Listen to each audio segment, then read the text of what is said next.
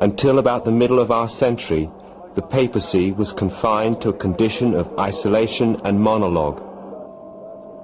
An historical landmark is the Second Vatican Council, 1962 to 1965, which led to a spectacular openness not only to other Christians but also to other religions.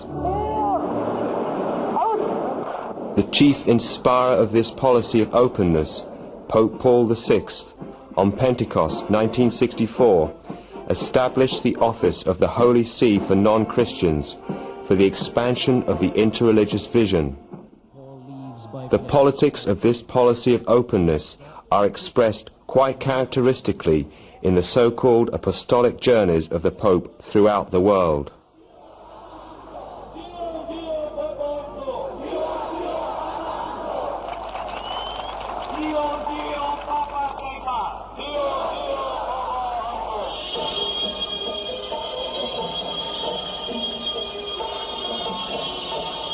The many impressive trips of the popes to the 5 continents, which were initiated immediately after Vatican II by Pope Paul VI, as well as the presence of Roman Catholics in non-Christian countries, posed the burning question of culture. How can the gospel be incorporated into, how will it gain a foothold in, and how will it be applied to the cultures of various peoples? Whatever the case, this process presents a danger with regard to the integrity of the Christian faith. Has Roman Catholicism succeeded in avoiding this danger?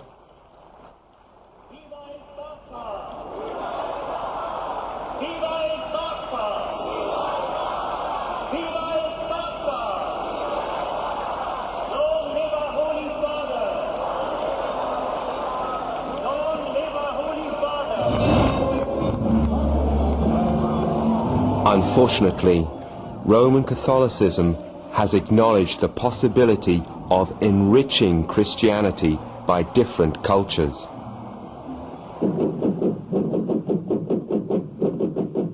But is it possible for Christianity to be enriched by different cultures, which are human products, marked by sin, and especially cultures which are indissolubly tied to pagan, pantheistic, and animistic elements?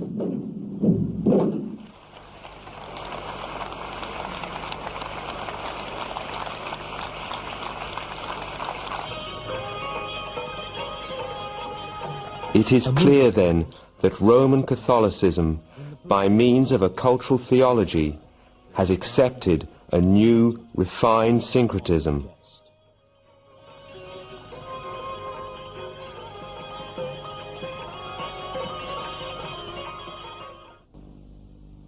God is present in the very heart of human cultures because He is present in man who is created in But what is the practical consequence of this new Roman Catholic theology?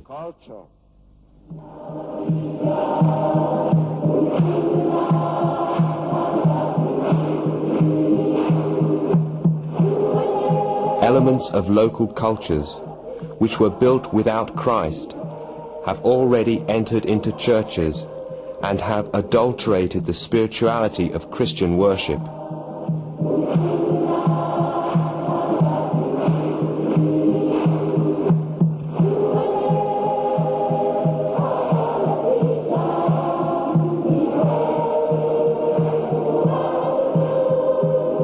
The Pope, in essence, preaches the insufficiency of the salvation in Christ, since he finds answers in the writings of the Hindu Mahatma Gandhi. I followed the works and the writings of Mahatma Gandhi. I found answers to me, answers to the Christians everywhere, fundamental answers. India has so much to offer to the world. in the task of understanding man and the truth of his existence. Oddly, the Pope forgets the renewal of all things in Christ Jesus and the deification of man in Christ. He has discovered that India and Gandhi offer a new vision, man as worshipper of an impersonal absolute through self-realization. Can it be that Roman Catholics wish Christianity to be enriched by such purely Hindu beliefs? And what she offers specifically is a noble spiritual vision of man, a pilgrim of the absolute. Did not Mahatma Gandhi put it this way?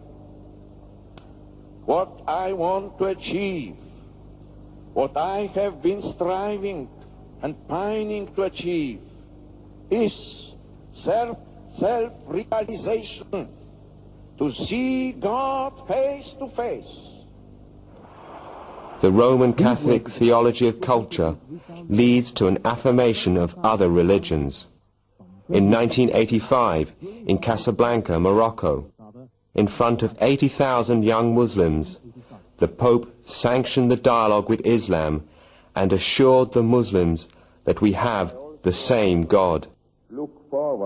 On his trips throughout the world, the Pope pays visits to the leaders of the local religions and expresses his respect for them and for their religions. On what do the Roman Catholics base this affirmation of theirs regarding other religions? The Church, they contend, is the usual and chief path of salvation. The non-Christian religions are other paths of revelation and salvation. They all lead to the common God, to the common Father. Cultural theology and the syncretistic views of other religions have prepared the ground for a new theology of global peace and the creation of a new civilization through the cooperation of the world's religions. And the heritage of Mahatma Gandhi speaks to us still. And today, as a pilgrim of peace, I have come here to pay homage to Mahatma Gandhi, hero of humanity. Mahatma Gandhi taught that if all men and women, whatever the differences between them, cling to the truth with respect for the unique dignity of every human being, a new world order, a civilization of love can be achieved. May God guide us and bless us as we strive to walk together hand in hand and build together a world of peace. Mahatma Gandhi Ji Amar Rahe. May Gandhi live forever. Satya Ahimsa Amar Rahe. May truth and non-violence live forever.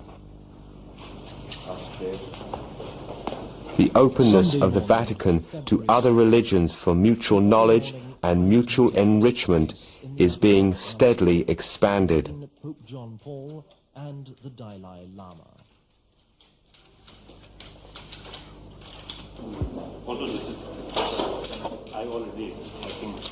Rapprochement and the exchange of gifts and ideas are the first stage.